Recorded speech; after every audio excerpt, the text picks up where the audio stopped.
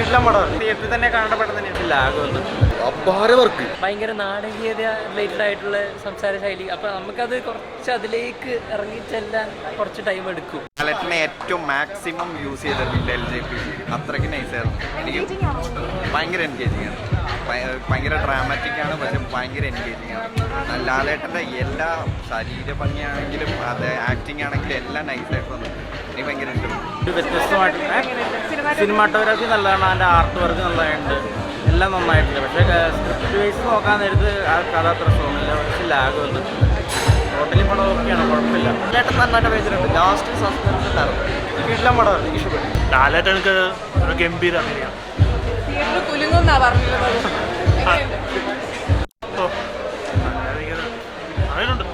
നല്ല വളരെ നല്ലൊരു പടമാണ്. LJPയുടെ മാജിക്കാണ് പടം. ആമേൻ അതുപോലെ തന്നെ അതേപോലുള്ള പടം ഒക്കെ വെച്ച് നോക്കുമ്പോൾ ആ ലെവലിൽ തന്നെ LJP ഒക്കെ മാജിക്കാണ്. നല്ല ഫ്രെയിമൊക്കെയാണ്, നല്ലൊരു ലൊക്കേഷൻ, സൂപ്പർ ലൊക്കേഷൻ തന്നെയാണ്. സെക്കൻഡ് പാർട്ട് ഉണ്ടാവും പടത്തിൻ്റെ. ടെക്നിക്കൽ സൂപ്പർ പടം തന്നെയാണ്. പക്ഷേ കഥ ഇത്തിരി സ്ലോ ആയിട്ട് നീങ്ങണം, ആ ഒരു ബോറിംഗ് മാത്രമേ ഉള്ളൂ. പക്ഷേ തിയേറ്ററിൽ തന്നെ കാണേണ്ട പടം തന്നെയാണ്. 10 ഒരു 6.5. എന്തായാലും ഒരു അവാർഡ് പ്രതീക്ഷിക്കാം സിനിമയ്ക്ക്, ഉറപ്പാണ്. ലിജോ ഒക്കെ മുന്നേ ഫാൻറ്റസി ഒക്കെ നന്നായിട്ട് ചെയ്തിട്ടുള്ള ഒരാളാണ്. പക്ഷെ ഇതൊക്കെ ഒരു ക്ലൈമാക്സ് പോർഷനൊക്കെ ഭയങ്കരമായിട്ട് കുത്തി കയറ്റി പോലെ ഫീൽ തോന്നിയിട്ടുള്ളത്. പക്ഷെ മോഹൻലാലിൻ്റെ ഓറൊക്കെ കൊള്ളായിരുന്നു. ചില ഇമോഷൻ സീൻസൊക്കെ ബാഡായിട്ട് തോന്നിയെങ്കിലും മോഹൻലാലിൻ്റെ മൊത്തത്തിലുള്ള ഓവറോൾ ഓറ നന്നായിട്ടുണ്ടായിരുന്നു. സെക്കൻഡ് പാർട്ടിന് വേണ്ടി വെയിറ്റിംഗ് ആണ്. നല്ലൊരു ലിജോയുടെ പടം പോലെ തന്നെയാണ് പടം.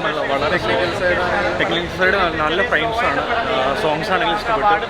പക്ഷെ പടം കുറച്ച് സ്ലോ പേസ് ആണ്, എല്ലാവരുടെയും കപ്പ് ഓഫ് ടീ അല്ല. നല്ല പടമാണ്. ഇത് പറയാം, ലിജോയുടെ ഒരു അപാര വർക്ക്. ഇപ്പൊ കൊമേഴ്ഷ്യലി എന്തോരം ഇത് എനിക്കറിയില്ല, ബട്ട് ഒരു രക്ഷയില്ല.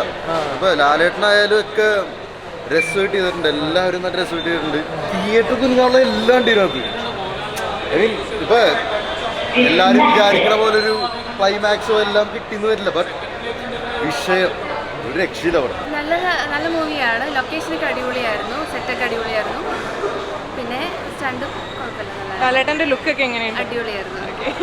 ഈ റൈറ്റിംഗ് ഭയങ്കര വീക്കായിട്ട് എനിക്ക് തോന്നി. കാരണം ലൈക്ക് ആക്ഷൻ സീക്വൻസസ് ഭയങ്കര എൻഗേജിങ് ആണ്, എന്നാലും അത് കഴിഞ്ഞിട്ട് പടം ഭയങ്കര ഡെഡാണ്.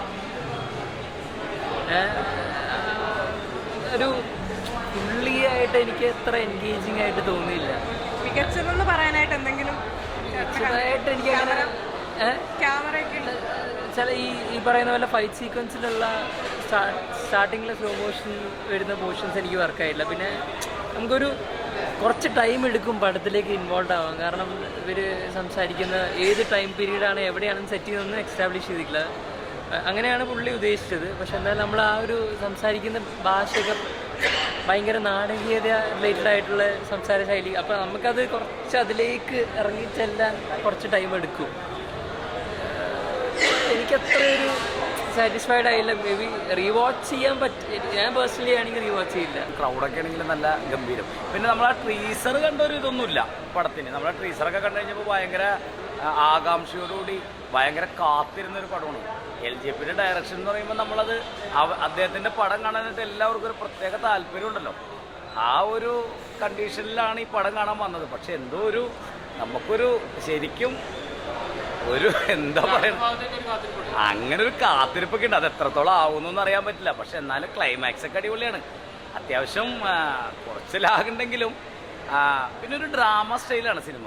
ഇതൊരു ശരിക്കും ഒരു ഡ്രാമ ആർട്ടിസ്റ്റിനൊക്കെ മാത്രമേ ഇതിങ്ങനെ കറക്റ്റായിട്ട് ചെയ്യാൻ പറ്റുള്ളൂ. ലാലേട്ടനൊക്കെ പറഞ്ഞ ഡ്രാമയുടെ ഉസ്താദാണല്ലോ. ഒരുപാട് നാടകങ്ങളൊക്കെ ചെയ്തിട്ടുള്ള ആളല്ലേ.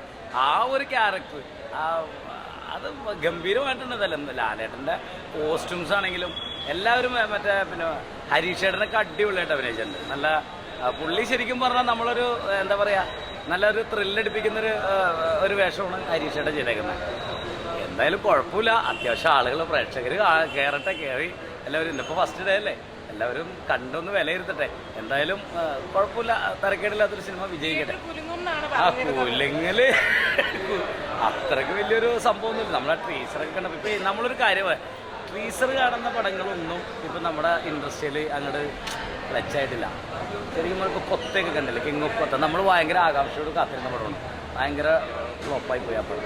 പക്ഷെ ഇത് ലാലേട്ടനായതുകൊണ്ട് മിക്കവാറും ഒരു ആരാധകരുണ്ടല്ലോ, ഫാൻസൊക്കെ ഉണ്ടല്ലോ ലാലേട്ടന്, അവരൊക്കെ തകർത്തോളും. എന്തായാലും നെഗറ്റീവായിട്ടൊന്നും നിങ്ങളിടല്ലേ, എന്തായാലും നല്ല അത്യാവശ്യം കുഴപ്പമില്ല. ഞാൻ ലാലേട്ടൻ്റെ ഒരു ആരാധകരാണ് ഞാൻ, എങ്കിലും മമ്മൂട്ടിനെ ഇഷ്ടമാണ്. എല്ലാ പടങ്ങളും കാണും, ഒരു സിനിമ ആസ്വാദകരാണ്. നല്ല നല്ല സിനിമകളൊക്കെ കാണുന്ന ഒരാളാണ്, എല്ലാ പടവും കാണും.